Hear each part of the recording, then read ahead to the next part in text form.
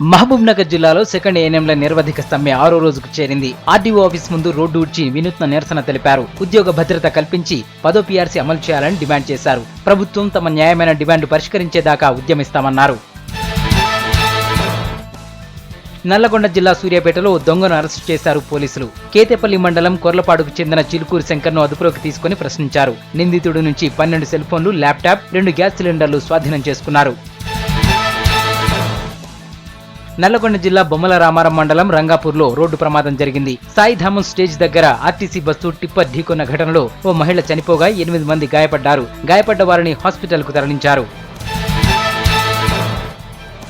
ఖమ్మం జిల్లా భద్రాచలం గ్రామ పంచాయతీకి తాళం వేసి నిరసన తెలిపారు ఉప సర్పంచ్, వార్డు మెంబర్లు.